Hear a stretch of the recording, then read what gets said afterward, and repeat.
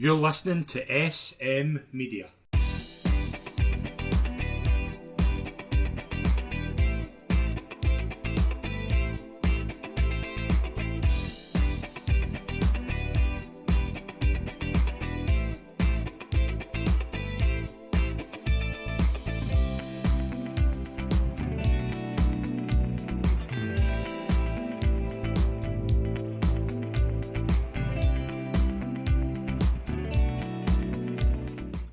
Hi, folks, and welcome to the latest episode of Countdown to Cheltenham 2025. And it is, in fact, our first episode of 2025. It's that time of the year where Cheltenham becomes the kind of first big marker in the horse racing calendar. That's what we're building towards.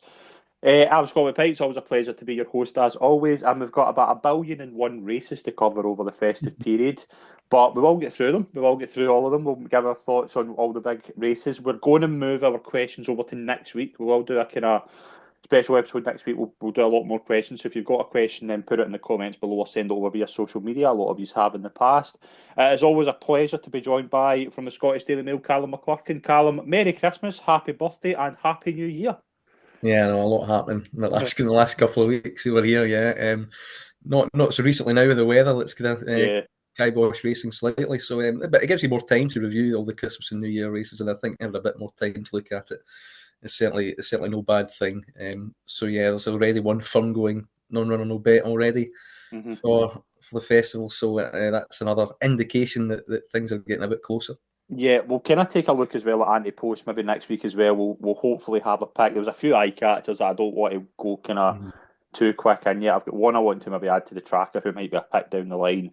But we'll start, obviously, we're going to kind of park questions for next week, but I'll ask you one question that I think I know the answer to. If I was to go through every single race over the Christmas period and I was to pick out one performance for you, what would it be? What was your performance of the Christmas period? I mean, Sergino's defeat of Ballyburn by some way, I would think it was majestic Did it for a surprise you?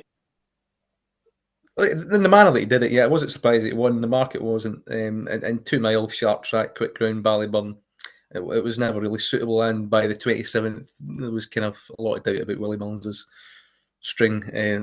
That weren't really in red hot form. Some of them were still firing, some of them weren't. So I wasn't surprised that Sergino won, but I was surprised in how quick he was through the air, how he adapted from a Grade One hurdles went into a Grade Two novice chase quite quickly, and lowering the colours of a horse that's rated 162 coming into it. So mightily impressive, last of the line, and I mean he wouldn't be out of place in champion chase. I think he'd almost be joint favourite John Boy in a champion chase. He's that good. And yeah, it's just Nicky Henderson. These 2 milers. One seems to come along when it matters. We've had it with Shishkin.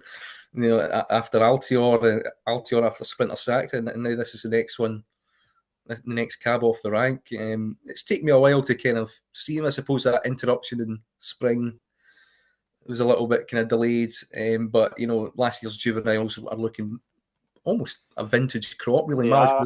Majborough's probably going to be his main Arco rival. You'd think. There's winners left, right, and centre coming out of that. So it's looking a good race, a good renewal. I mean, even Calaconti's running at like 140 now, Yeah. and running with a lot of credit in open mares races. So, and Gornelli kind of sensibly swerved her for the triumph to even have a go at it. So, I think there's depth to that division, and they're translating it over from 4 to 5, and Sergino's definitely top of the list. And that was after a kind of an interrupted juvenile season at Nicky Henderson's as well. So you'd have to think that there's a lot more to come. Yeah, I mean, winning a fighting fifth, then going on, like obviously, if Constitution Hill wasn't about, he'd probably be the champion hurdle horse. And I mean, if he probably did that over Christmas, he'd be probably short as he is for the Arkle for the champion hurdle. But it was the way he was taking his fences. Richard Hoyle said early on he wasn't jumping great. I just thought he had just so much scope over a fence. I thought early on it was taking him a bit of time just to get used to him. But I thought from the third to the last, he just absolutely pinged everything. And I'm not ruling out Ballyburn stepping up and trip. Right, I do think it was too short, and I think Sergino's jumping just had him out of sorts. Was the Mullins yard running to form? I think obviously Christmas period they weren't.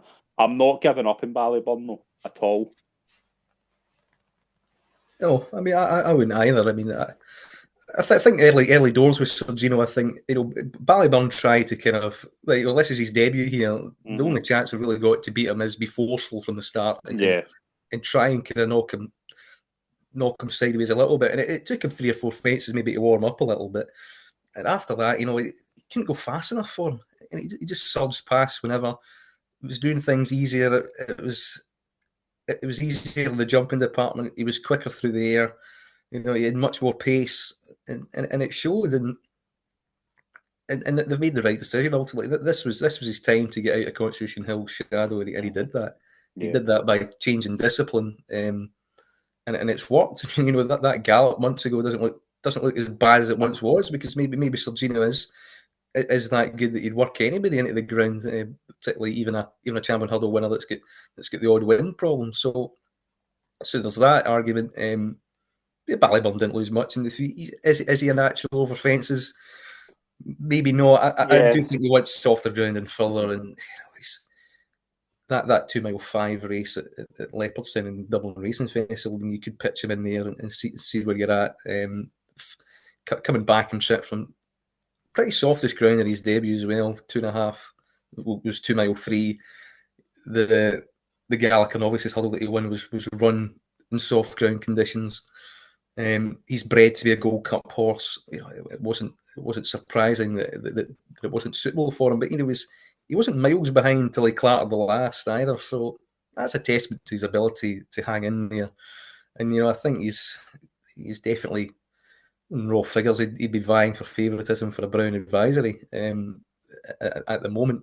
But you'd have to kind of see him up and trip to answer that little question. But it's kind of one of those things where the change in the novice chase programs kind of shaft them a little bit, and it's all been about fact finding missions until now.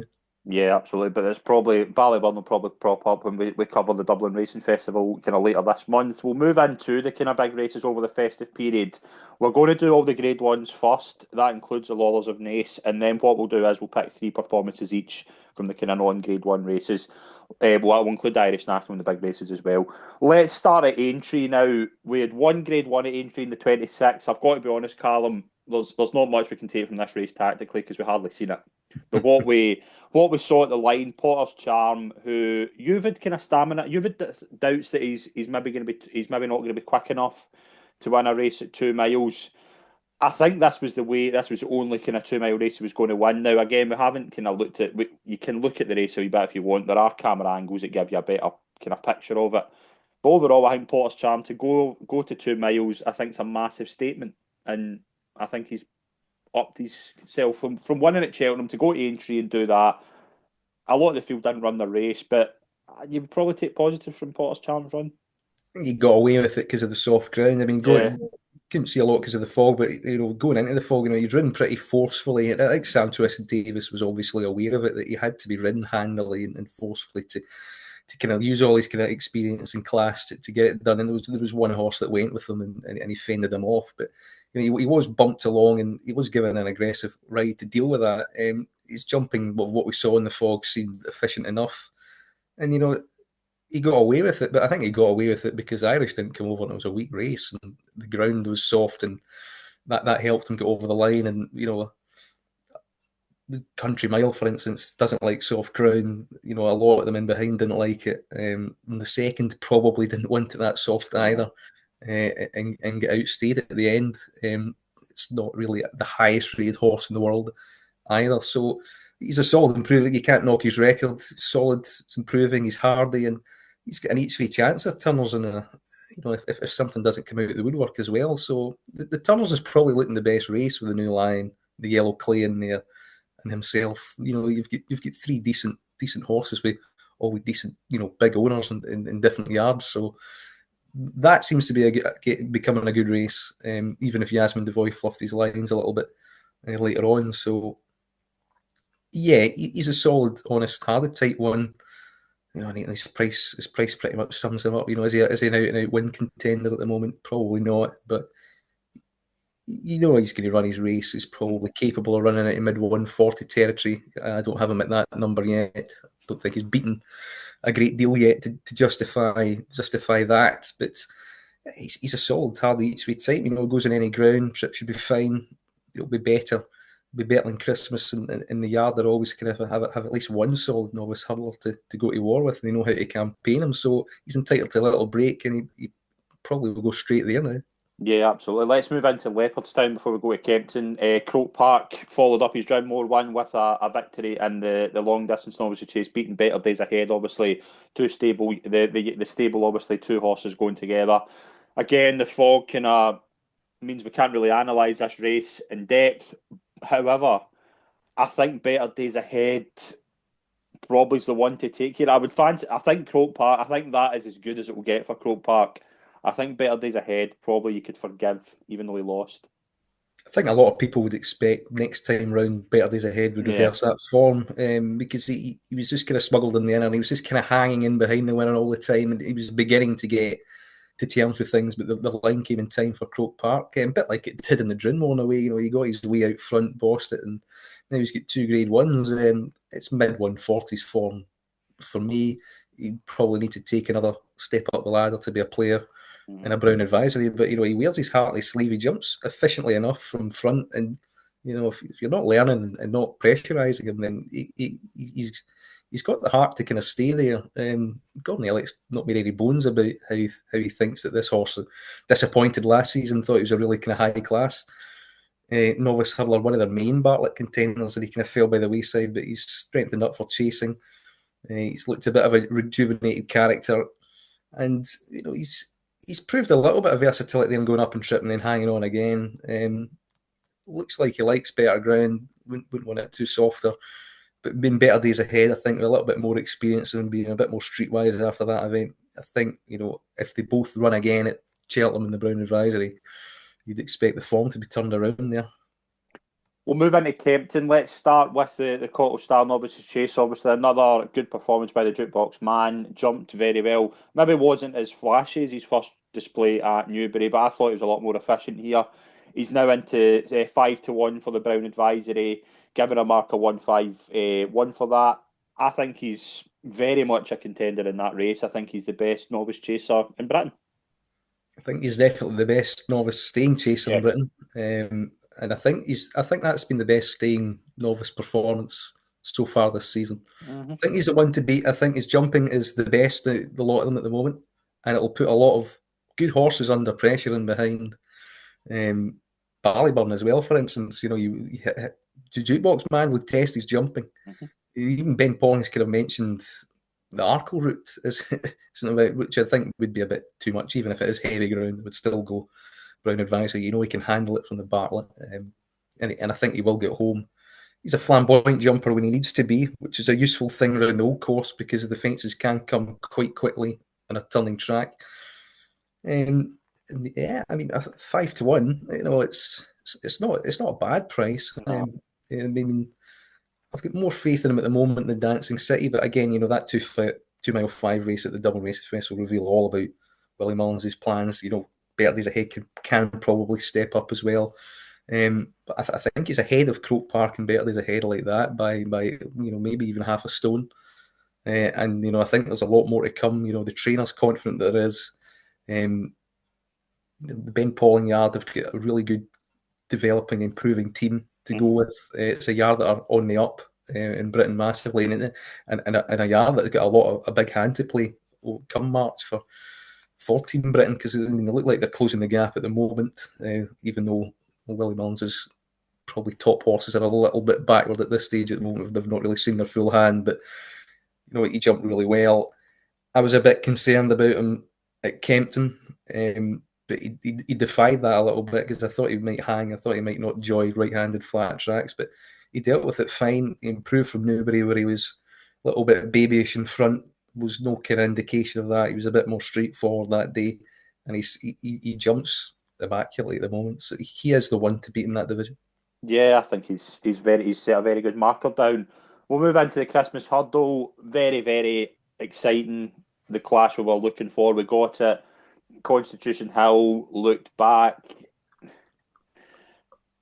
It's a tough one because it's shown that Constitution Hill is back, and I thought put in a performance that was very, very good, because I don't think we thought we would ever see that horse again on a track. I think we were both in agreement of that. So to see him do that, I think it's incredible.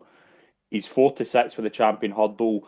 I don't think Lossy Mouse run a race. I think Willie Mullins' interview after Boxing Day is extremely interesting, because even he said from the first hurdle he thought she had no chance.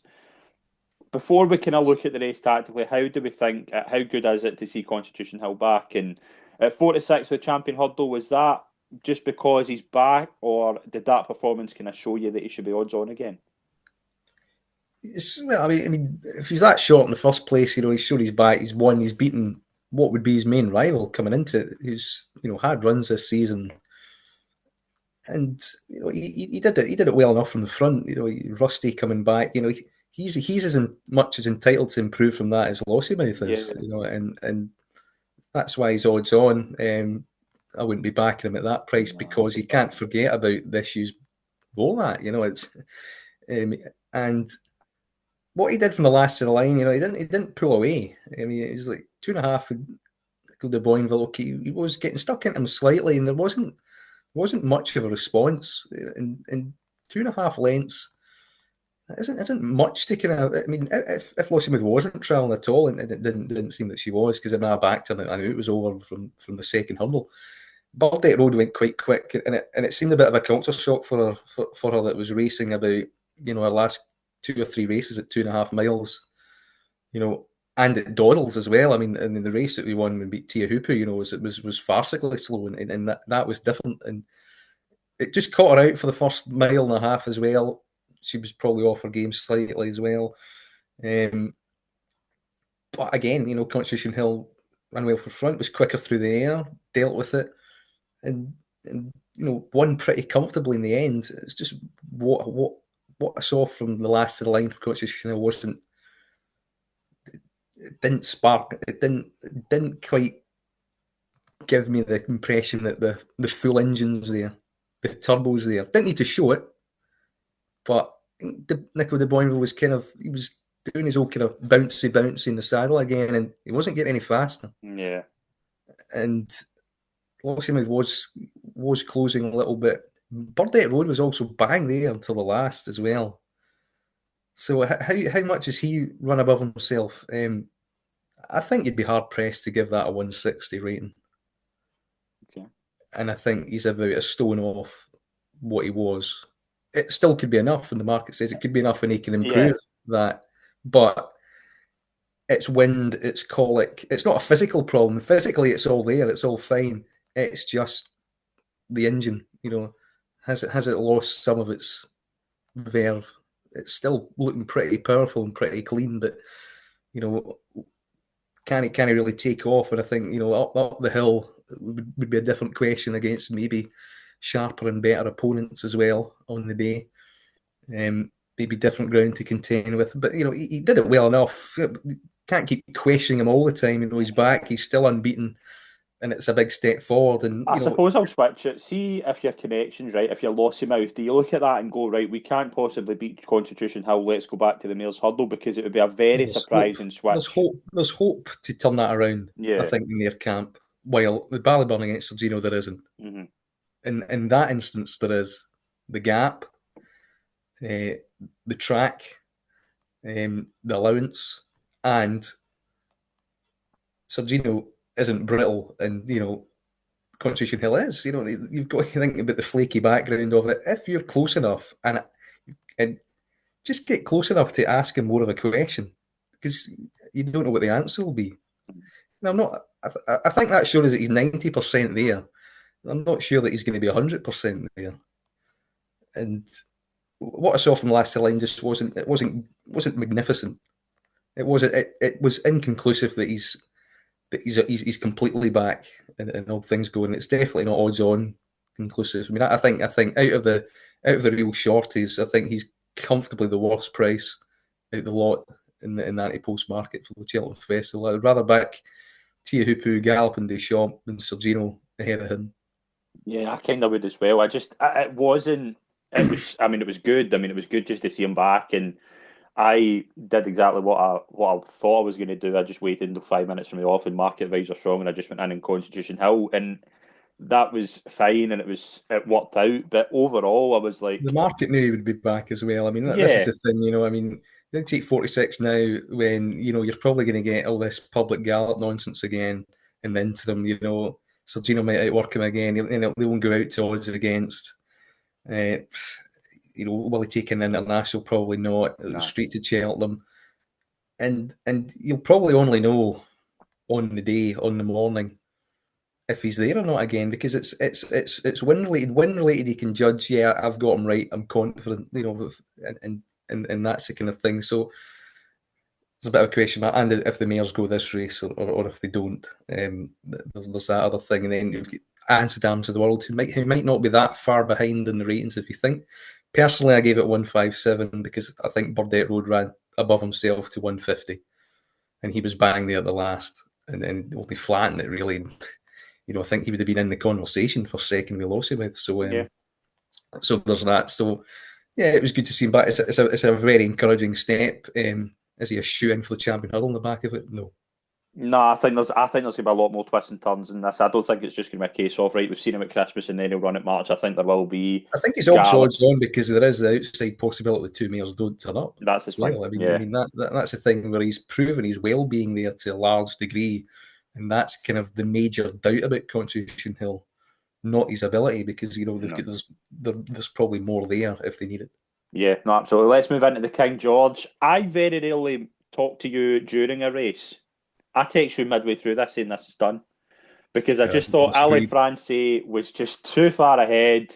I thought some of the tactics from jockeys at the point was incredible, but then 4 out, you began to saw Paul Townend just begin to make a move, and then at that point, just he was pinged everything, and Banbridge stayed on and won, and that obviously financially it was good, but I was kind of on the hope that if I text you saying the race was done, something would get to Ali Francie and I think Banbridge. the worst thing the jockey did was take a look round, because if he didn't, he would just keep going the same pace and maybe have met the last two with a bit more confidence instead of kind of steadying into them and then slightly missing it and then losing I thought some of the rides in this race were very, very poor. Now, Grey Dawning, I think, makes a mistake. Envoy Allen obviously gets hampered and then unseats, but Spillane Tower, obviously something might have been wrong. Corbett's Cross, I was surprised, just was so far back. They kind of gave Ali Francie a freebie up top. I don't think they did. I disagree. Because in Frodon with this, they did, but here, no, because he was too quick. He is too fast. He is a 3 miler around Kempton that's got 2 mile pace. And he's been beaten by another 3 mile that's got 2 mile pace in Banbridge. So probably the only horse in train, obviously apart from it if a top notcher came and stuff, but it's probably the only kind of below top notcher that could have beaten that day was Banbridge. Because he can hang on in there on good ground and quicken. And he was the one that wasn't out his comfort zone the whole way round. Corbett's Cross off his feet, Spillane's Tower off his feet, Grey Dawning off his feet, Lahome Press to a degree was off his feet. Envoy Allen, it was too much for him again. They were all taken out their comfort zone by quite an exquisite front running performance.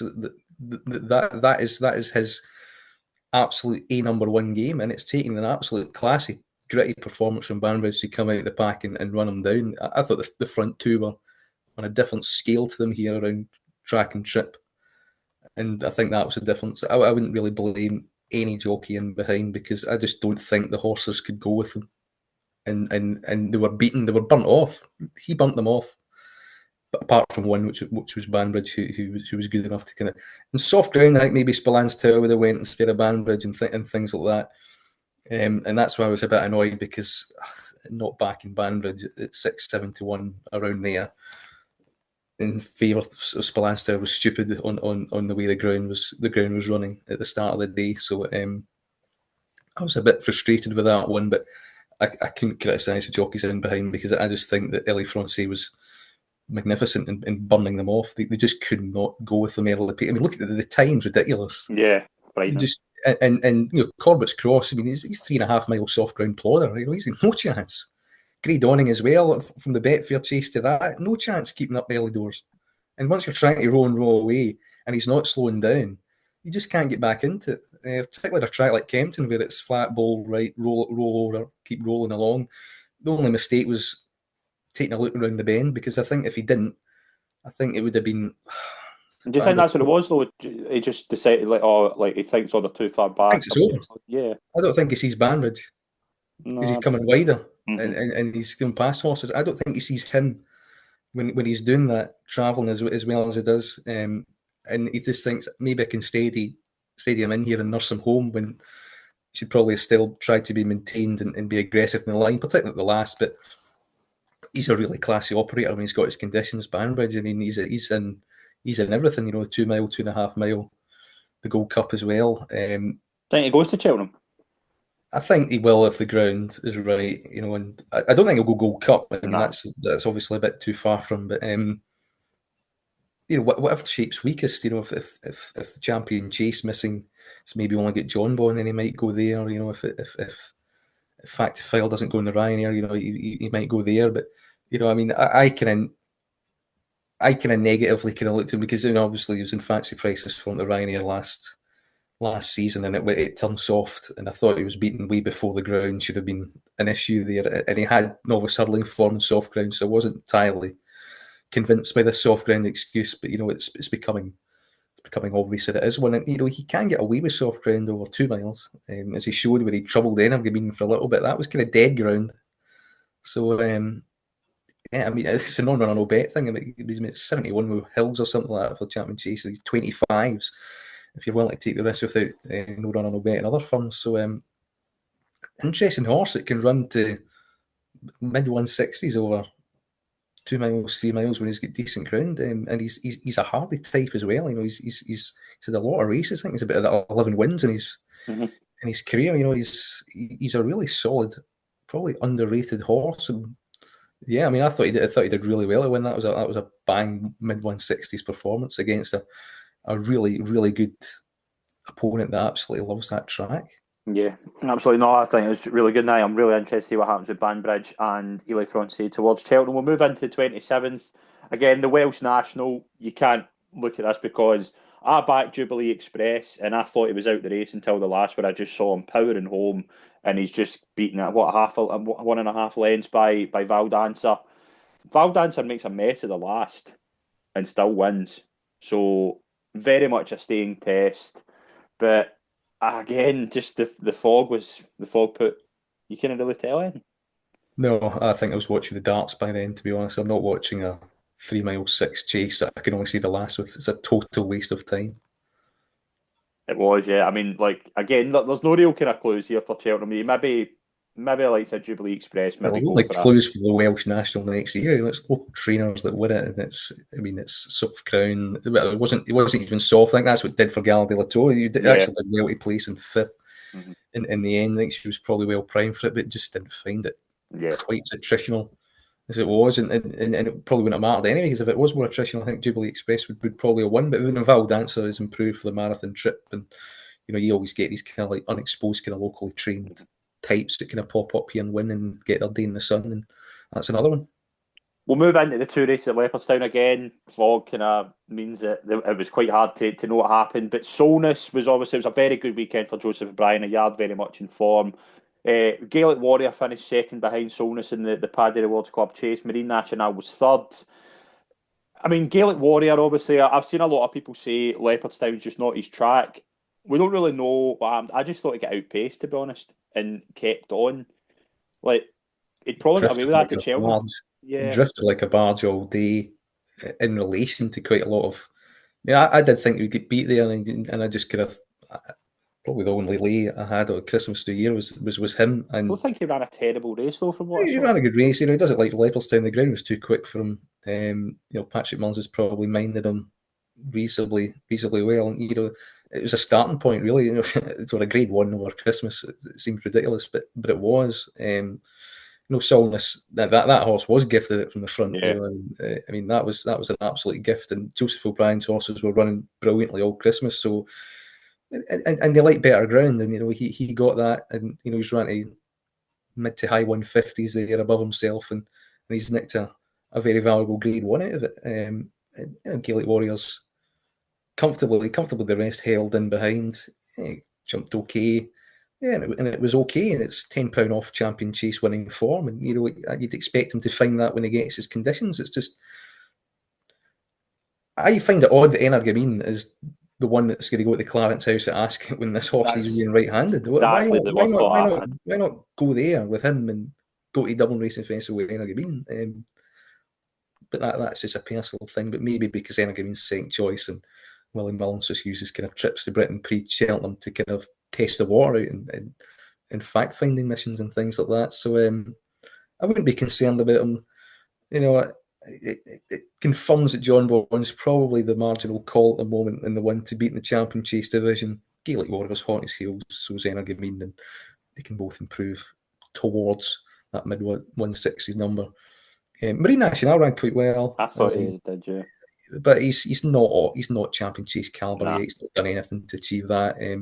I was disappointed with Dino Blue. I think she needs soft ground, and by being Dr. Dino, they can sometimes go backwards the longer they race. And I'm a bit worried for her if she takes another backward step at the DRF. She does need soft ground, and I think a lot of Willie Mullins' top notchers have been a little bit held back by the lack of rain. And Christmas, it's still early, I mean, I think that might explain the strike rate a little bit. And so, if you're going for trainers' championships and all fronts and things like that, do you want to start peaking now, or do you want to start peaking at the Dublin Race Festival? The programme's not changed. It gives you an extra month, and it probably keeps your horses a lot fresher for your entries and Punchestowns after Cheltenham as well. So, yeah, I wouldn't be concerned about the yard form, and I wouldn't be concerned about Gaelic Warriors run. No, absolutely not. We'll move into the future champions, Novice's Hurdle. I think this was very, very telling when Willie Mullins' kind of yard were struggling the way they were. Romeo Coolio obviously bounces back from the Royal Bond, wins this by 9 lengths. Again, not really much you can say about the overall race, but to win 9 lengths, Blue Devache is a good operator. I don't think the Mullins horses are that good, to be honest. But Romeo Coolio, you can still get 10-1 for a Supreme. Like, he's not out. He's not. I mean, it's quite a good price in a period of poor prices for Anti-Post. You set standard in division, and they learnt from the last 8 the Royal Bond where you ride him positively, ride him as if he's the best horse in the race, not ride him for a random turn of foot and a bit of luck. He was ridden positively, aggressively, he responded quite well. Is he a world beater? Absolutely not. It screams to me that if it isn't Ornery Supreme, I think he's very Marine National like. That's how he would win a Supreme for me, if it's an ornery one, and he could win it like that, being reasonably handy. When he's got mid 140s form in the book, he could probably nudge it up to 150 come March. He's incredibly vulnerable if something decent comes out the pack, and that's the kind of thing. If you want to take 8-10-1, he's got Salvador Monday supposed to come out the weekend at Punchestown. Kel Histoire's one, there was 3 or 4 decent enough maiden performances as well in there. The British form doesn't look up to scratch at the moment. So, yeah, he sets a tentative standard. He's the one from the champion bumper that's actually asserting himself over 2 miles a little bit. He's the one with the back class coming into it that's proving himself. And there's probably a bit more to come from him as well. But he was ridden confidently, and that's what I would have liked to have seen more in the Royal Bond. But he's won a grade 2 there and a grade 1 there, and he's probably beaten not a lot there. I mean, his stablemate ran reasonably well, 9 lengths in behind. That's a mid 130s horse, and he's probably run at that again. He's a mid 140s horse. Is it good enough to win a Supreme? In a typical year, no, but in a below average one, then yeah, he'd be a big player. And at the moment, it's below average. Yeah, I mean, we'll get into the Supreme, obviously. I think we might get a clue this weekend. Obviously, the Moscow Flyer, Salvador Monday has entered. Whether he takes it up's interesting, but he is still Well, he top of was the entered for market. that race as well. He didn't Yeah. go. So I mean, I'd be a bit concerned if he went. I mean, the thing is, I mean, he could win that, blow it apart, win by 20 lengths again, and he's 94, Yeah. or he doesn't turn up at all and he's injured, Yeah. or they just can't quite get him right, which was just exactly the case last year. So it's he typifies kind of the risk and reward nature of the Supreme Market, because it is pretty murky. Yeah, absolutely. Let's move into the 28th. Callum, you described this as the birthday banker, home by the Lee in the Savills Hurdle. Very, very good performance, very solid performance. Beat Bob Ollinger again, 6 lengths. Just take it away. How good was home by the Lee? I just needed it to win, and it did by that point, because 26th, 27th didn't go overly well. It was important they won, and he was only one after. Well, the ground didn't come right for Gaelic at all, but he was only one that had reasonable confidence in all weekend, and he delivered. Hit the usual flat spot and beat Bob Ollinger. Doesn't stay this trip. No. I don't know what they're doing. 3 miles, go 2.5. You're trying to stretch him out a little bit. He just doesn't want to. He's a 2.5 mile Grade 2 horse. Let's be clear with that. And he did it. And Stephen Forlonge didn't trial, didn't fire. Just in keep with the yard, so he probably didn't have much to beat. You would have been a bit concerned at the flat spot, as you always do with these things, but he made up ground quite quickly, and it's a mid 150s performance again. He's rated 155. He's probably ran to that, and he was second in Stairs Hurdle to Tia Hooper last year, and he looks like he's the main contender for that berth again. It's the same horses that are, and he's 10-year-old and he's still pitching away. And I know Joseph O'Brien trains a lot of flat horses now, and he's kind of phasing out his jumps operation, but he's getting a lot of durability out of these horses time and time again, and he's one trainer that you'd bank to be pretty much spot on come Cheltenham as well. So nice performance, went on the outside, powered away from it was an ordinary field at the end, but it's an ordinary division, and you've got to capitalise on what you can do. And he's 10-1 second favourite for the Stairs Hurdle. I'm not one for muggy each way prices, but if you look that Stairs Hurdle apart from Tia Hooper, he's the second best comfortably. You could easily go a muggy each way on that, because I think he won't be out the frame if he runs like that. The problem is now, in the Stairs Hurdle races, you're getting a fifth of the odds, 3 places, and it's a waste of time each way betting now as well with that, because you usually get first 4 for 4, but with the grade 1s, you're just getting worse place terms, and it only takes something to come out the woodwork. Yeah. If Ballyburn keeps jumping deplorably to those stairs, it only takes 1 or 2 reversions to go there, and all of a sudden you're kind of struggling again. But if you like him, I think he'll get bigger than that.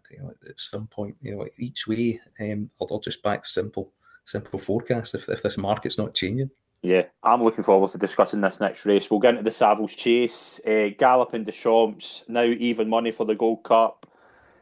Experience won the day, beat Factor File. I thought this was apart from Sergino, I thought this was the performance of the Christmas period. I thought this was superb. Probably the most see when he just won when he was going away at the last. I thought this is just great to see. Not because I'm not a Factor File fan. I just thought he could go here for 3 Gold Cups, and obviously you hear stories about best mate and things like that, and we're thinking we actually could have the chance to watch a horse do this, and it was such a good performance.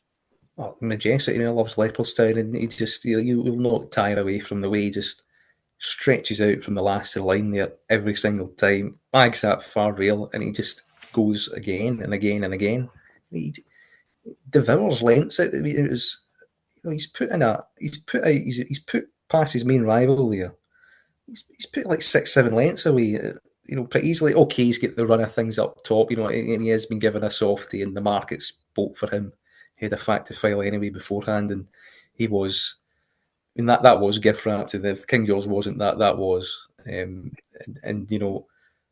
Factor File's gone there, tried to. I'll be in the best position to try and stalk and pounce with one run, and he wasn't up to it, because the overdrive just kicks in and he powers away, and it's just to see that it's pretty hard to see that over an extra quarter of a mile and probably softer ground the Gold Cup. It's pretty hard to see Factor File turn that around.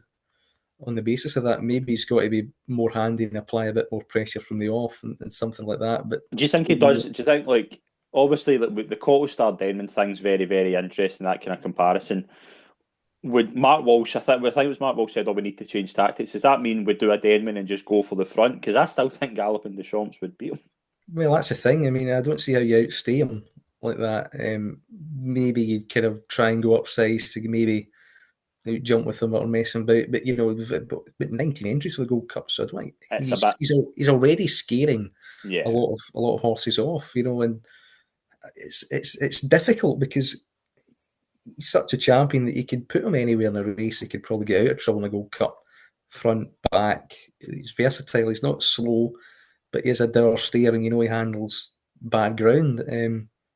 I think Factor File may have wanted a softer ground that day as well to kind of see him, but just don't think he's got the smarts at the moment in his education. He's just come from a novice season. He doesn't really have that bank of experience that Galopin Des Champs had, and I think it's maybe like Jimmy Mangan says with Spillane Tower. I think some of this is just happening a little bit too early for him, and yeah, he might be a next year horse in open company, and that might give more of a chance. Galopin Des Champs kind of going backwards a little bit, but I mean, it was imperious the way he did it, and it was a comfortable mid 170s effort again. And if you do that in a Gold Cup, you're probably going to win it. yeah. So, and I don't really see many challengers. So, yeah, I think I think they'll probably meet again in the Irish Gold Cup. But the thing is, it was Factor File this. I think Factor File was more forward than John Durkin anyway. He needed to be in an open season, and Galbert Champs coming on a ton. But the template's there. Willie Mullins knows how to train his horses to the minute, and he's just defending champions, just bang on schedule to defend his crown. Irish Gold Cup probably next. The also important thing was that he missed a few weeks before Punchestown, and he still ran really, really well. So he's definitely in fine fettle. And yeah, I mean, you can just see a similar thing happen maybe in the Irish Gold Cup. And if it does happen again, then they'd probably consider a Factor File for the Ryanair instead.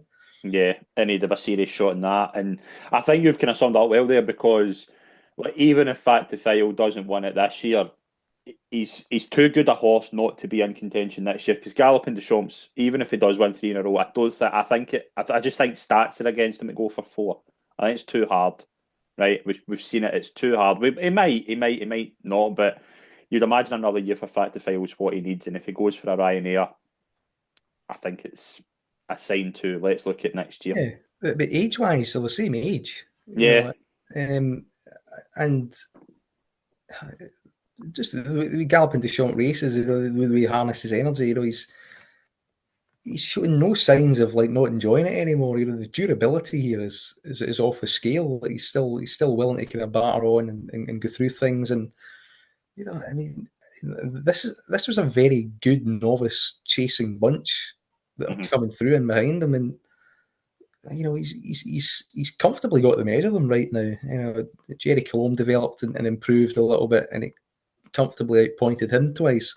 He could come back and softer ground down Cheltenham. I wouldn't rule him out, and he could even be the one that could be second again. I mean, at the moment, I mean, I've seen kind of 150-ish Brown Advisory performances here. Could a jukebox Mara Dancing City beat him the following year? I wouldn't say they would at the moment. I think he's sold all the aces, and he's by far head and shoulders. I think he's further clear than he was this time last year in the market, and even money. It's a Gold Cup, and he can't really go much shorter anyway. You wouldn't think, but he's going to go off odds on again at the moment. yeah, I think I can't see him being anything other than odds on the day. Let's move into the Faheen Novices chase at Limerick and Perry Pass. Brilliant winner for Daryl Jacob. Obviously, call time shortly after that. We'll maybe do a wee bit on Daryl Jacob next week. We've got a question here about him. But in Perry Pass, obviously, put in a good performance. Looks to be. I mean, I don't think he's got the pace for an Arkle. I think we thought that as a hurdler, he wouldn't be champion hurdle material. Brown Advisory kind of option could also maybe go to Fairy House or Aintree, but in Perry Pass at Limerick, again, Willie Mullins is beginning to kind of dominate this race, and he looks to have another smart novice chaser. Yeah, this was a good performance. This was better than his debut. And he's got so much back class. 160, 161 rated hurdler. I mean, and it just shows. He did it quite easily. Versatile ground wise, likes to be delivered late, so it suited the Daryl Jacob kind of waiting ride. Doesn't do too much in front. second's probably the only horse that's ran its race in behind. Jordan's, which is another Joseph O'Brien horse. That backed each way, actually, 22s, and he just gets second in the line, which is a relief. He might be a kind of Grand Daniel type down the line. Yeah. He's in the Dan Moore, so that's an interesting move there. And yeah, it's a classy horse. It could get 3 miles. You would need a brave rider on him because he'd need to be played late and you'd have to judge the pace right. But he's getting there, and he kind of just needs coaxed into races. And a Brown Advisory might suit him. He's definitely got the class, and I think he would have the stamina around Cheltenham if they went that way. But I think Willie Mullins, he was strongly hinting that he would stay at home. Yeah, he's got the options. I mean, Fairyhouse could be a shout as well. I think in Perry Pass we're going to see his better days over fences. Let's move into Newbury. We've got the Challow Hurdle, the new Lion, who you'll see next time in different colours because he's been bought by JP McManus. We don't know the fees.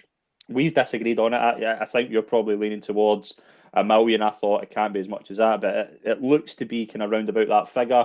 But the new Lion was very, very impressive in the Challow Hurdle and is now 5-2 for the Turners. Yeah, it's somewhere in the bracket between 750 grand and just under $1 million. That's what it seems to be. And yeah, I mean, he did this wickedly impressively on the bridle. He was kind of, you think, this is two out that's got an open look to it, and he's asserted it quickly and won effortlessly.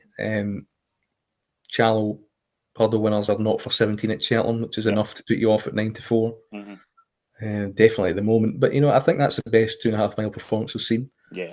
I think he's more of a kind of, it's the best, easily the best since Brave Man's Game, and he's got more pace than him. So, and the fact JP McManus has come in and swooped early is it's got to be a positive sign in relation to his Cheltenham chances. And I'm interested to see if they change anything up with him. I don't think they will. I mean, I imagine they go straight there now. I don't really see any reason to run in between. Dan Skelton can certainly train Cheltenham Festival winners in open graded races, so he's got every chance. It's no appeal to me at the prices at the moment, but it is the best 2.5 mile novice we've seen.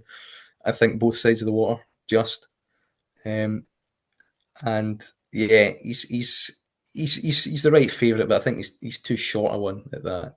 Yeah, I'm very, very impressed with the performance, and he is the one to beat in this race. But 5-2 is very, very It's short. terrible. Yeah, but it's akin to everything at the moment. It's a shocking price, and if people have got to stop getting involved at that price, it's 3 months away. It's a classic example. Really I don't think, say for example, I'm just kind of thinking here. The 3 Mullins horses that might go this race: Kopek, the Board, Cade Dorothy, Ballygunner Castle. One of them could be electric in the Dublin Racing Festival, and that 5-2 automatically wouldn't be the same. Yeah, I don't think you'll get. I think you would get more than 5-2 on the day. Yeah, you'll get bigger on the day easily. I mean, that's what I say. Last year you get bigger on the week before. 89% of horses that ran, than you did in the New Year. So I mean, and you get better terms. You probably get best or guarantee as well, and things like that, and maybe money back second and stuff like that. There's no harm in waiting, and it also gives you a clearer view of things from afar as well, and not committing this far out. So yeah, I mean, it was good. The market didn't speak for him in the way that it did for Regent's Row, who disappointed for his finishing effort. What do you do with him? He's an interesting horse. Wait for Aintree. Yeah, I think you'll. That's the Paul Nichols code, isn't it? Wait for Aintree. Yeah, again, he might have a wind up and he'll come back, and I wouldn't dismiss him in the back of it. That was from a maiden as well. Maiden into Grade 1 quite quickly. And he just kind of maybe found it all too much for him, and he was maybe running a bit too far back. And everybody, and I'll include myself in this, everybody thought, right, the way he's been put in here, you can't see anything other than him not winning this. Yeah, I mean, sometimes you just latch on and you just think, I think he's the best of these, and you win. The new line was obvious danger and setting, but I mean, both yards coming into it were, we're on bad strike rates at less than 15%. Dan Skelton was 5 for 43 or something coming into it, and Paul Nichols was barely any better. And I think Johnny Dean was really good at it up in the ante this week. I mean, the big yards coming in and out of form in a win regularly. I mean, it had Henry de Bromhead, it's coming in, and then all of a sudden 2025 came along, and they're stinking the place out, and he's winning pretty much a lot in Christmas, even fighting Willie Mullins a little bit, very hit and miss. Nicky Henderson always very hit and miss at the moment, so it's hard to get a true handle on the form and combine that with the fog. I mean, come March time, you could probably throw a lot of this out. Yeah. To be honest. Yeah, you could. One horse I want to touch on, Gordon Elliott did have a good Christmas period, won a few grade ones. His form, well, his other horses wasn't overly great, but one horse that he did get right, I thought this was brilliant tactically by the all connections in the race. Brighter days ahead, obviously. Now you can get about 5-1 for the champion hurdle. That's assuming she goes. We'll get into that in a second, but she delivered again, beat State Man, who we'll get into as well. This was incredible. This was just an incredible performance. And the fact that they're discussing Mayor's Hurdle annoys me a wee bit, but we know the owner, and we know that's what he's going to do and things like that. Like he plays down his horses, but she deserves a shot in the champion hurdle because this was amazing to watch. Yeah, I mean, just for the sport, really, you just hope that her and Lossiemouth go champion hurdle, Constitution Hill, and you get the race that the champion hurdle deserves. And the Mares is an attractive option, but I mean, this was a performance of remorseless galloping. The engine, and only 5. I mean, improvement that's coming out race by race is impressive. I thought this was as good, if not better, than Constitution Hill's performance. I was more impressed with this than Constitution Hill. And she still jumps a bit like a klutz as well. She gets in tight and hammers, and it doesn't seem to matter too much. So you'd have to be mindful of a more traditional, bigger field and a truer pace, and her jumping style over 2 miles still is a little bit. I mean, team tactics worked perfectly. There was a doubt about the Mullins yard, and if there's a doubt, he'd stretch his stamina and put it to the limit, and Steepman didn't have the answers. Do you think he's just out of form, or is he regressing? I never really thought he was that good, to be honest. But I mean, I think he can bounce back, obviously, and that was too bad to be true. I mean, that's like £40 below stuff. So I mean, but he's not a top notcher, and we might have 3 top notchers here, and he's just getting found out. Yeah, slowly getting found out. He's not out of it. He can bounce back, and he can put in a performance that's in the 160 bracket that can get him into it on a day. But I also don't think he likes Cheltenham particularly that much. Undulating track. But Leopardstown, you normally see him, they're pretty handy, dominant, travelling. Again, he was another one of Willie Mullins' horses that wasn't travelling from the off. I wasn't. See, they're out the back like that and not interested. You can forget it. Mystical Power as well ran deplorably. I mean, I didn't even know he was in the race. Yeah, I forgot as well. I was like, you look at the result and you go, oh yeah, he was in it. A bit like the Fighting Fifth. Oh, he actually ran in that, So some of them have got questions to answer that they can iron out later on. But I mean, you can't back him odds on again, can he, for an Irish champion or something like that? I mean, there's a decision to be made there with him and Lossiemouth because both of them are in comeback trails. Do they both go Irish champion now to kind of ascertain which number 1 you've got? Or do you run one of them in the international hurdle still? You still get Amsterdam as well. He was meant to be the international horse by the looks of it before. So, I mean, a question mark there. I mean, who would you ride if you're Paul Towney in the Irish champion hurdle? Would you ride Lossiemouth or would you ride Stateman? I mean, it's an interesting one. And Brighter Days Ahead could go to the Irish champion hurdle, even though she might have done enough before Cheltenham anyway. But yeah, I mean, it showed that again she does have 2 mile pace, and she can keep up to the line as if she'd do 2.5 miles. So the stamina up the hill shouldn't be a problem at Cheltenham. And yeah, which she wants a truly run race. It'd be interesting that if she takes a chance of the champion hurdle, she would need a pacemaker like King Kingsfield again to set it up. I mean, you wouldn't want to be kind of dashing out to a turn of toe and a sprint with Constitution Hill. You'd want to make an attritional stamina test, and I think that's the way you could maybe get Constitution Hill beat as well. So she's definitely propelled herself into the picture. She keeps gradually improving, taking a step up the ladder, and she's the youngest in the field with the most scope. And she's bang there now. I mean, I didn't see it at the start of the year, didn't see it at the end of last year at all, but didn't really see it after the first beating the State Man. But she is firmly in the picture now. Yeah, no, absolutely. I think she deserves to go champion in hurdle. I think it's only Michael O'Leary that would say she's not going champion hurdle.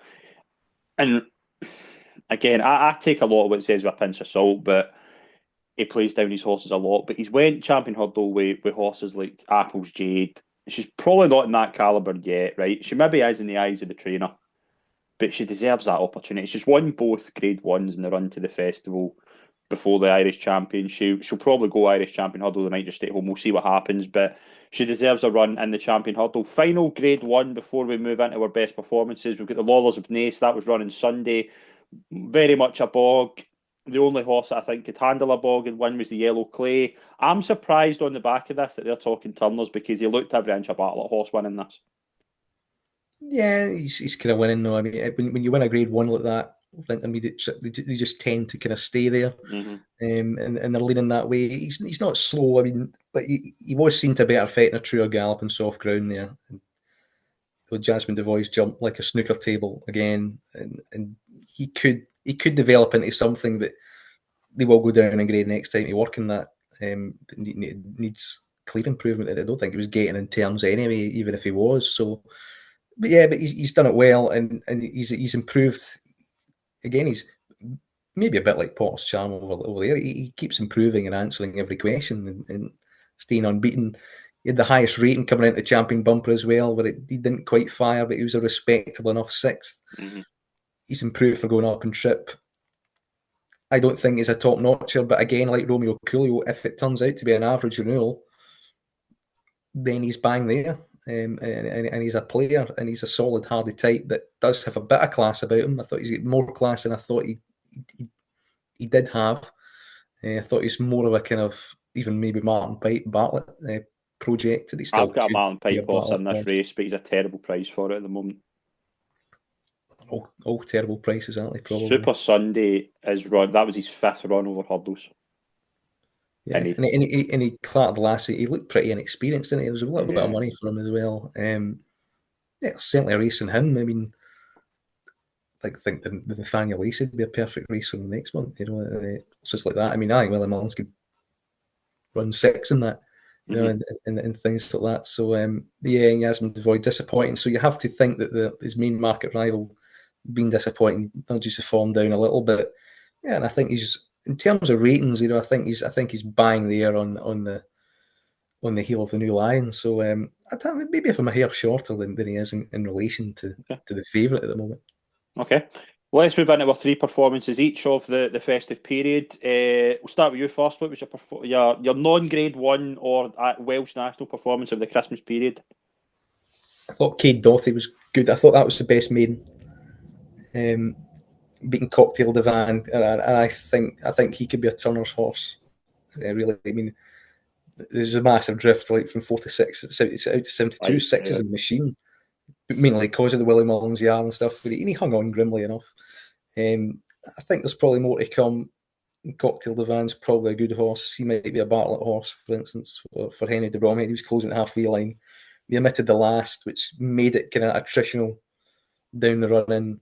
But, you know, he jumps with a bit of class about him, and he'll be parachuted into one of these grade ones in beforehand at Cheltenham, and he could be a big player wherever he goes. Asking the second, because I thought there was decent depth to that meeting. I thought that was marginally the best meeting at Leopardstown over Christmas. Yeah, I can see him being a very, very good horse. I think he's potentially the one that could be the kind of Turner's horse for them. We'll move into. I'm going to go to Limerick. People know I've tipped up ahead with the Bromhead horse with Albert Bartlett, but I think probably the number one in that yard for that race could be the Big Westerner because I thought she was very, very good in this. She beat a good field. I think there's a few of these to take from this. I thought Mozzie's sister ran quite well, Manila 6. So, but I thought the Big Westerner, she was just very, very efficient. She just showed a real kind of staying ability at the last after jumping it, and I think she's a really, really good contender in that race. I think she's extremely likeable. Yeah, I mean, I liked in the debut when she was 25 and thought about it, and then going to Limerick. But I thought she was a most impressive winner of one of these races. Like a grade 2 at Limerick, and travelled stylishly into it. She's a big unit. She'll be a better chaser probably in time. The form I don't think's the strongest. It does tie in with the Yellow Clay a little bit through the second and the third. And yeah, there's a lot more to come. She's going to go straight to the Bartlett. Henry de Bromhead is a brilliant trainer at mapping one out from now to the festival. In 12s, I think there's good. I think there's a good 4 or 5 though that are decent projects in behind, and the fact that she won't run here, you'll have the Nathaniel Lacey running, you'll have a couple of travels in England as well. There's no need to get involved. Nah, not at 12 to 1. Shorter than 12. I mean, there's only one place I think it's 12s now. It's like 10s and 8s material now. I think you can keep your powder dry in relation to her. Yep. Because, it is, for what it's worth, it is 130 rated form at the end of the day. Mm-hmm. Yeah, absolutely. Let's move into your next one, Callum. Work ahead. Okay. What was marginally better than Copec de Bordes. I mean, I think it's just a bit more streetwise in it, for and quite efficient, made it all look classy enough. And again, look probably more of a Turners type than a Supreme type. But I mean, he's reminiscent of Slade Steel. I think the way he does it. I mean, I know it's the Manila Indo colours and it's still Henry de Bromhead trains, but he just reminds me of that kind of. This is a solid, no nonsense horse. A reliable type. Not a world beater, I don't think. But will comfortably hold his own in the higher grades, and he's got an impressive constitution for a novice. I would think. He won with minimal fuss. I thought, Redemption Day was disappointing, but I think from second to fifth there, I thought there were stronger opponents than what Copec de Verde beat. I think Copec de Verde is more potential. If he irons out his jumping and he's quicker, obviously he's more of a Supreme player, a Supreme type. But I think Work Ahead was more the finish article, and I think he beat better horses in behind. Yeah, no, I think it was a good performance. I'm going to stay at Limerick. I'm going to go to 27th. I think I've got him in an anti-post play at bigger price. I've got it at 25s for the Mayor's Chase. I thought Bioluminescence was very good. She's now 12. She can get 10s in places as well. I thought she was very, very impressive. Probably a bad field, but the way she took it, I thought she was good. Yeah, I mean, she's a classy and she jumped really well. Very reminiscent of Limerick Lace. Mm-hmm. Soft ground, staying trip. In fact, she's one over further as well. Just kind of makes you think if it does turn a bog, she's going to be there. It's a bit of a plus. I think 2.5's even short. It's on the short side for her. If it was good spring ground, I'd be worried. I'd be worried that something would outpace her. I think Dale Blue certainly would, but she'd want it soft as well, and she's not setting the heather alight in that division. And this is an exciting novice to maybe get excited about only by night as well as maybe the other one that might have more speed, but it's interesting trip wise because I don't think this suits any male that's at the top of the market, the basic 2.5. And I think within here you've got a stayer and a speed horse as well. I think she's got a lot of potential, and it's obvious that they might go there. Mm-hmm. I don't think she'd beat much in behind, but that's the nature of the division really, rather than her fault. So yeah, I mean, I think she's a good horse, but stamina wise, it'll be a certain strength, and she's just like Limerick Lace, and that's a good compliment for her. I think she would need it bottomless to be a foreign player, but a lot of the market, and I think that's why she's shortened Maidley. Is a lot of the market leaders are blotting her copybook a little bit that are higher rated than her, and that's promoting her chances a little bit. But she jumps really well, and Gavin Cromwell's got a really strong hand, and another GP McManus horse as well for that division. Absolutely, yeah. I think she could be very good. And to your third one, there's a lot of horses that we're going to miss out here, but we'll maybe cover them next week or something if we have more time. Yeah, and the last one would be Final Demand. Yeah, Limerick. I thought you would go. This another Bartlett horse, and one in debut that I thought was quite classic. The way he was tanking through it, I mean, it was a bit too keen. You're expecting him to stop, not go further away, and he goes further and further clear under Danny Mullins, and class to go back and trip, and you just think the Nathaniel releases or 2 mile 6 will just tell you where to go with this horse. Then I mean, spot for $250,000 for a debut impression. With the yard as well, none of them really seriously impressing or winning by wide margins. He does that in Limerick, and you can miss it because it's Limerick. It's not one of the more prominent kind of Christmas meetings. but I mean, the ground was good, soft, it was decent enough, and yeah, it used a lot of class and potential, particularly up in trip. Probably more Bartlett than Turner's. Yeah.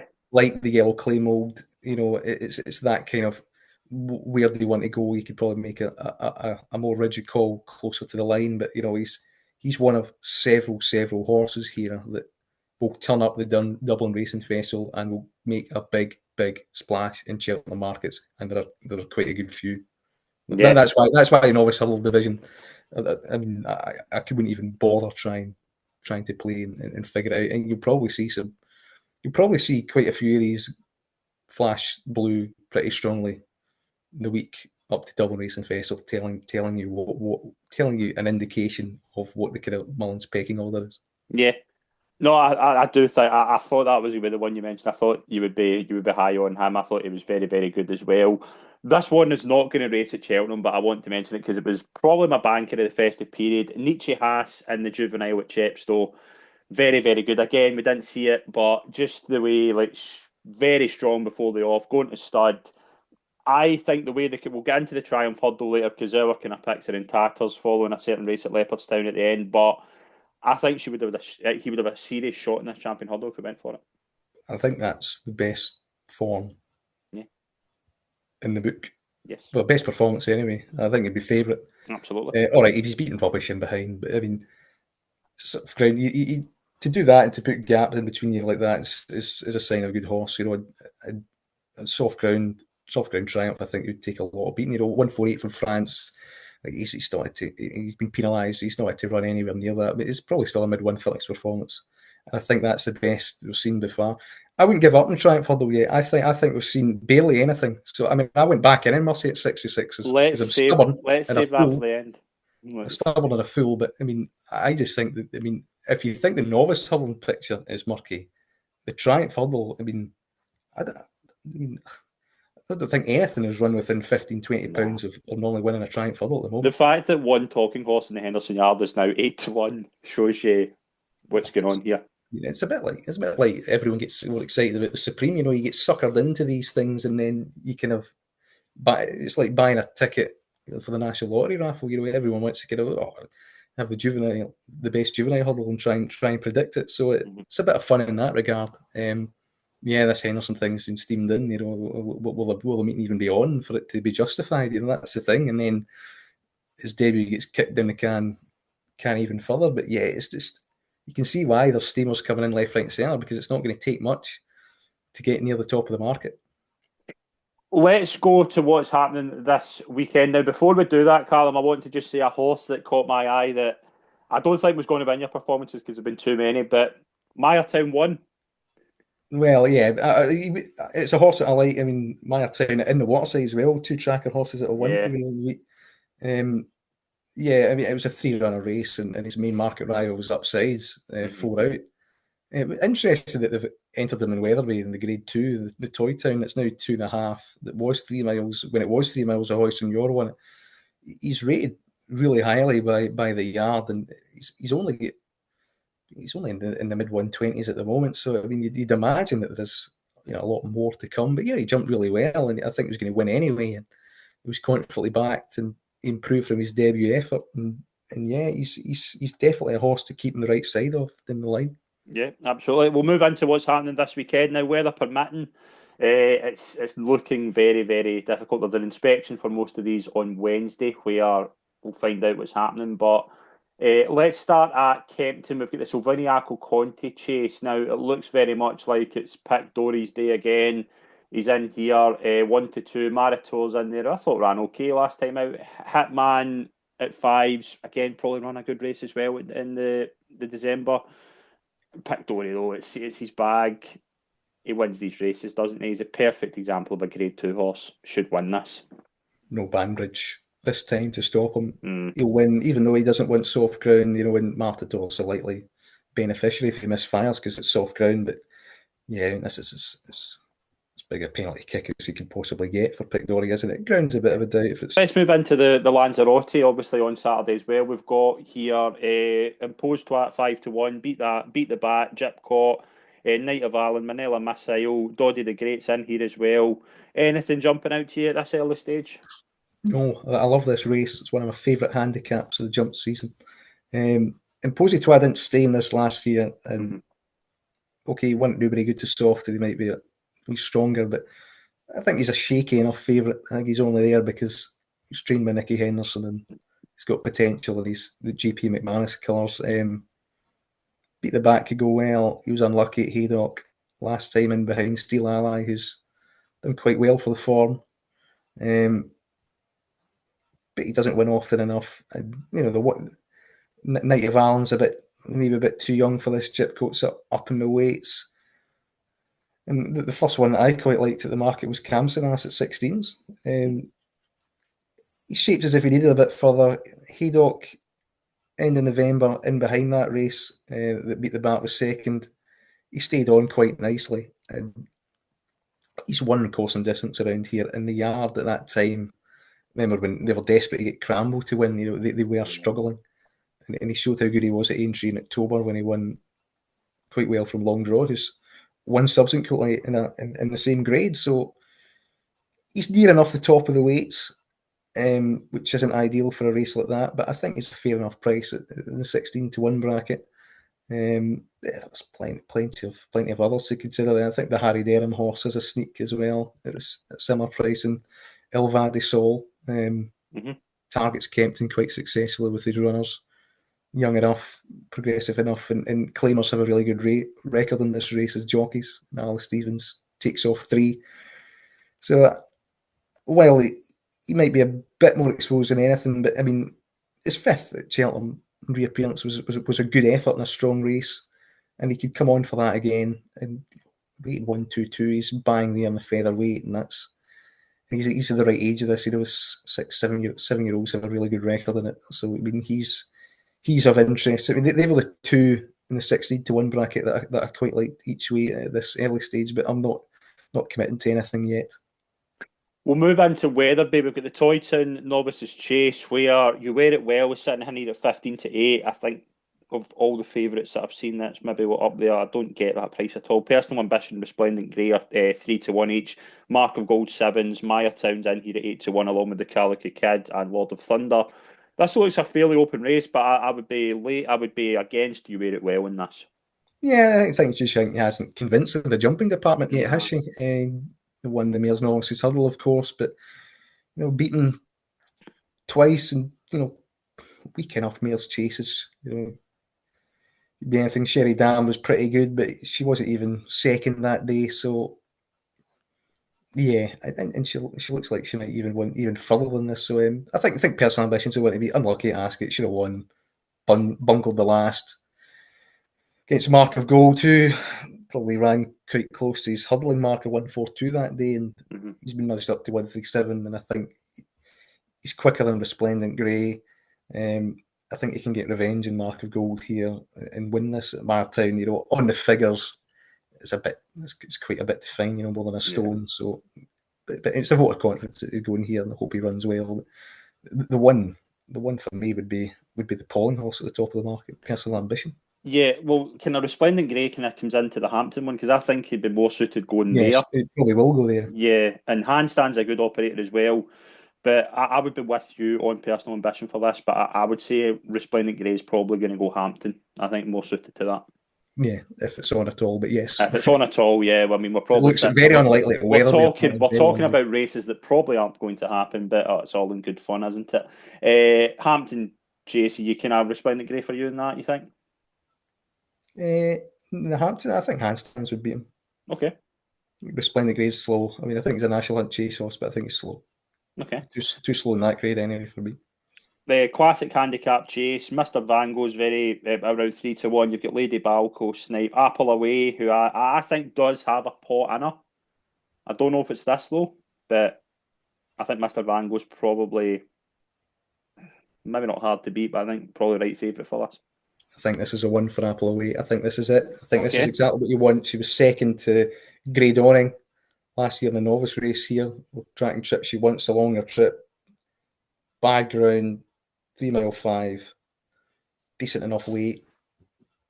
Yeah, I like it. Shannon Royale's in here at 148, which Won't is only run. £3 lower than Mark. the jukebox man got for winning the Cottle Star. Mark fishing for a mark. Fishing No for a interest mark. in running. Definitely. No interest in running. It was actually probably a fact finding to see if you run a national hunt chase. You get 145. I actually think he's a after beating High Class Hero. I think that is an Irish national horse. Yeah, I think so as well. Yeah, no, I'd agree with that. We'll move into the pair temps network handicap hurdle. Maybe a few kind of mark fishing here as well. Gordon Elliott's put in Manila Sixo, who I wouldn't rule out for upper temps if he qualified. Staffordshire Knott's in here as well. Lossymouth, not that one's in here as well. But you've got Shanna Bob going back to hurdles. One Big Bang, Kilbury Hill, Lemoncello, Push the Button. There's some kind of decent operators in here. But I was immediately drawn to Manila Sixo because I think coming out of that Big Westerner race, I thought he could be a potential potential source if they get him in. I think he's a mediocre novice, to be honest.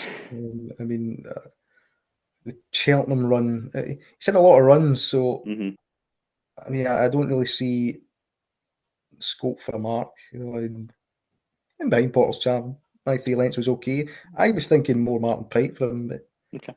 than this. Maybe they went to Limerick and think that he's maybe a bit too slow because he was rallying the line slightly for second at Limerick. She's a hard one to access. It doesn't smack to me as one that's got a lot up her sleeve. But you never know. I mean, as a novice that's going into company, I mean, taking on quite a lot of exposure. Shannon Bob coming here is interesting because, I mean, this horse went off, pretty short at Cheltenham Festival, in behind in the waterside, chasing debuts, not going to plan, last twice, reverting back to hurdles over a mark, 129, which I think's imminently within his reach because he was 4th in the entry grade 1. A non-runner when in that 8-1 bracket in the Bartlett. You'd have to think that he's been dropped £5 for that as well. So I mean, I have to think 129 is massively within his compass. So he could dot up here and get £10, and he's still interested in the final at 139. And Nico de Boinville will probably try and drop him in late. I mean, imagine if he wins this by half a length, gets £3, and he's got the winner's guarantee to run anyway. I mean, he could have all sorts up his sleeve, really. So, I mean, I think he was the exciting entry, but in terms of betting interest on the day, it's pretty slim. Yeah. We'll move into Sunday now. Again, Punchestown looks a bit more positive. I think the reports there, they're not as they're expected to get a little less frost. But the Moscow Flyer, obviously, Willie Mullins kind of targets this with a lot of his novices. We've seen him Perry Pass win this Mystical Power, obviously winning it last year. Salvador Monday in here at 5-4, obviously the very much the talking horse. Has had a few entries. If he takes this up and wins, probably does go very, very short for the Supreme. There's a few good horses in here, though, that I wouldn't rule out at all. I think Kel Histoire could be good. I think Sport and Glory could be good. Ballygunner Castle, I'm surprised I'm maybe even thinking 2 miles. But this isn't a penalty kick for Salvador Monday because there's a few good horses in here. It's absolutely not a penalty kick. He's been off the track too long for anything for him to be considered a penalty kick. Not seen since May. Bolted up Tipperary in a weakish enough race. 6 in the Triumph, and he's got this kind of exciting pedigree, from France, where he was obviously in behind Sergino. So those are the only 3 runs we've got, and they all speak of plenty of potential there, but he's not stringing them together. I mean, he seems a difficult individual to get sound. This is the race of the weekend for me. I'm really interested in this because I think Kel Histoire is a massive sleeper in the Supreme Division. I thought he was good at Cork. Okay, it wasn't fluent, but he was always going the best. And there seemed to be a lot more to come in pretty much every department of his game. Time was reasonable enough. So I think that is a decent chance. And I think Ballygunner Castle is a sleeper in the Tunnels division. We're a bit surprised that he's here, but where else would you really go? I mean, pitched up in grade, it's a grade 2, it's a decent opportunity. It gives them enough time to get another run in between if they want. And yeah, I thought he was very game and very brave at Fairyhouse in his debut in a 25 runner maiden that looked stronger than normal. Cashel Deal lads maybe not entirely out of it either. he beat Dream Diamond more convincingly than Kel Hiswar did. So yeah, I mean, there's 3 or 4 here to strongly consider. I think it's a decent little race, and I have got not much betting opinion. If Ballygona Castle goes out as further as he does, and there's confirmed pace on here, I might be tempted by him. Maybe even Kel Hiswar. I don't see myself rowing in Salvador Monday at short odds, even though I wouldn't be surprised if he went out and outclassed him. But I think this is a watching brief race. I think it'll be very informative because Willie Mullins has a very strong recent track record here of running his best, or if not the best, definitely one of his better 2 miles here. Yeah, well, he used to. I mean, that was famously the kind of we would run Duvan here. I think Min won it as well. So he kind of targets it as well, and obviously like this kind of propelled Mystical Power to the top of the market last year. So he definitely targets it in a way. So I definitely would keep an eye on it. Moving into our kind of anti-post / tracker horses, we mentioned the Triumph Hurdle. Willie I would say Murcia will bounce back more than Willie de Wheel. I just think he might be overrated. I just think it's so bad that he wouldn't give up on anything. Mm. I mean, Hello Neighbour, yeah, he's going to improve for that, but I mean, he was very much the market. He moved big in the market that day. He moved big in the market in '94, and he was back to see if he couldn't be beaten. And, yeah, and your eye was always drawn to him the way he was travelling, the ideal position. Again, fog kind of blighted it a little bit, but he was in the ideal position in behind, and a Willie Mullins horse from the back tried to nab him. Now, I mean, that horse is like 10, 12 to 1. He was 10 to 1 in that day. Mercy opened up 3s, went off 7 to 1, 15 to 2. And she was far too keen in a strong pace and just couldn't keep it up. And once she made a slight mistake, they just eased up and they will wait for another day. I mean, if you take it like, St. Lucie was another decent maiden winner. It's now 10, 12 to 1, Yeah. Is that form as good as even having the confidence to actually run first time out in a graded race?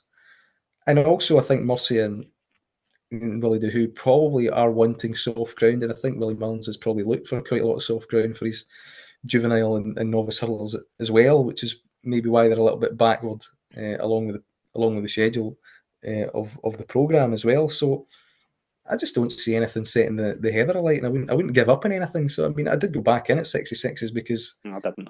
I'm a bit daft, a bit stubborn, but I mean, I just think on the back of one run, I mean, what else are you going to do? Are you just going to go main company, or are you just going to fling her in there again? He just flings them in. That's the kind of thing. You still might get a run with the Willie Mullins juveniles, because you might just fling them in anyway. So you never know.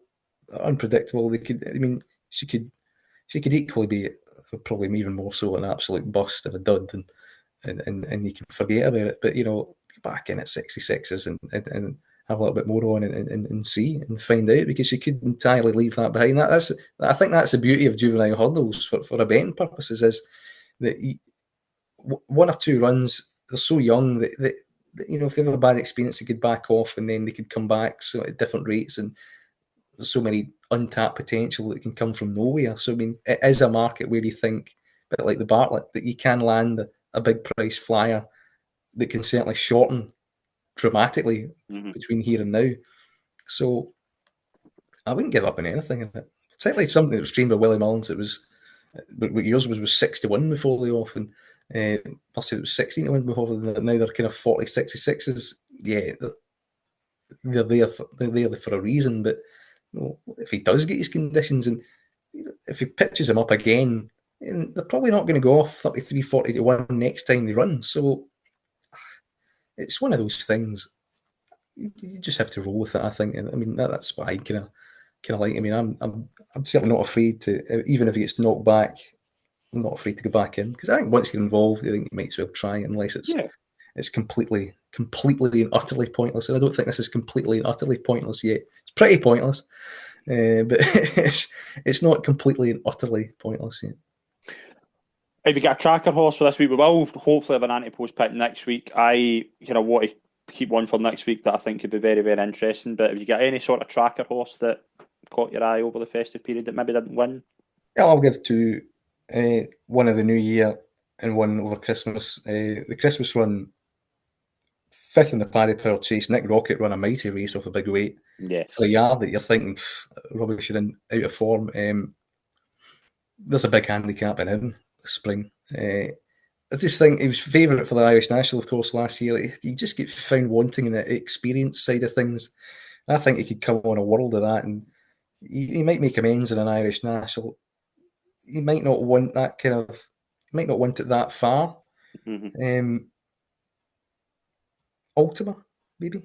I don't think they'll do it. I don't think they'll do it, but I think he's a bit meeting with the waters side of where you're not really sure where you could place him, because I think he's got enough class. But I think he could do what like Embassy Gardens did in that New Year's Day race, for instance. I think he's that capable of putting it all together. But I mean, it's a big eye-catching run. His mark probably doesn't allow him to really run this side of the Irish Sea. I think, but I think he showed. I mean, he loomed up large and then only get outpointed. I think maybe his weight told a little bit. But he raced as if he was the classiest in that race, and there's certainly something to be won by him. Maybe 20 non-runners, no bet with William Hill for the Ultima. Yeah, I mean, he's one of many handicap options that you've got to keep in your radar for these things.